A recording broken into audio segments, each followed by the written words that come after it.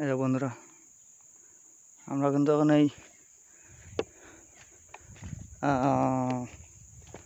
মুহূর্তে পাম বাগানের ভেতরেই আছি। তো দেখুন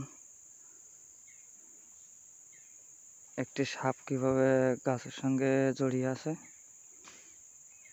এই কারণে কিন্তু মালয়েশিয়ায় পাম বাগানে কেউ কাজ করতে চায় না। দেখেছেন কিভাবে পাম বাগানে জড়িয়ে ধরে রেখে বসে আছে।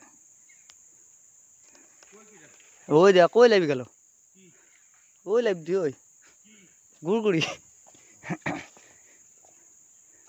আপনারা দেখলেন কিভাবে সাপ গাছের সঙ্গে জড়িয়ে থাকে।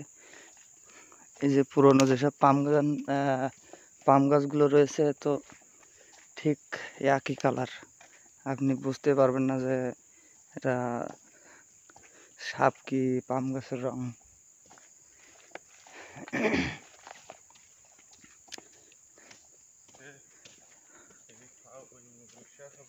হ্যাঁ কনে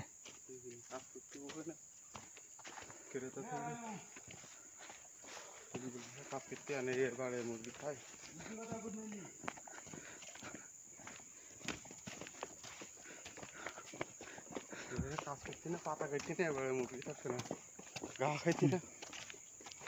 ওই যে মামুদুল মাছ, ওই যে দেখা যাচ্ছে মামুর।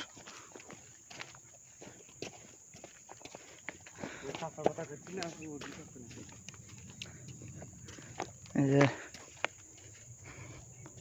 পাম বাগানের এই যে ডালগুলো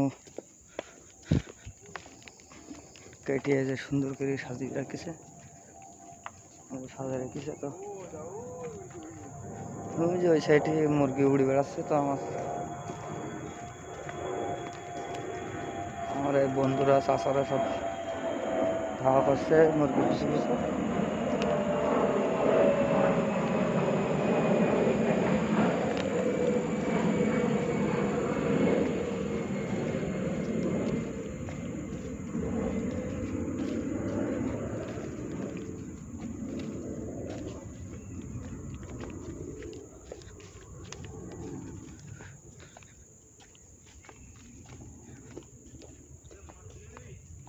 হ্যাঁ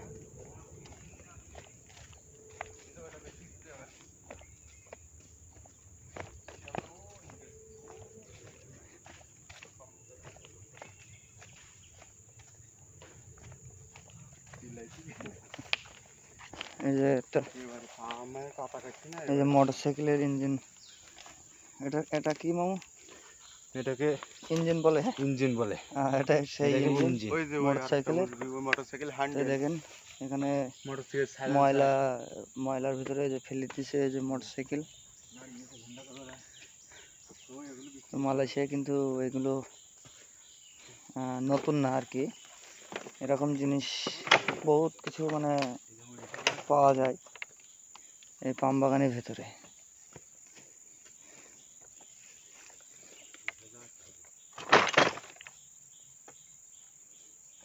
হয়তো এখানে পুরনো কোনো রুম ছিল না, হয়তো কেউ এখানে ঘর বেঁধে এখানে বসবাস করতো। এর কারণে যে মোটরসাইকেল ফেলাইনি রয়েছে। এই যে মোটরসাইকেল, এটা কিন্তু পুরো জং ধরে আছে।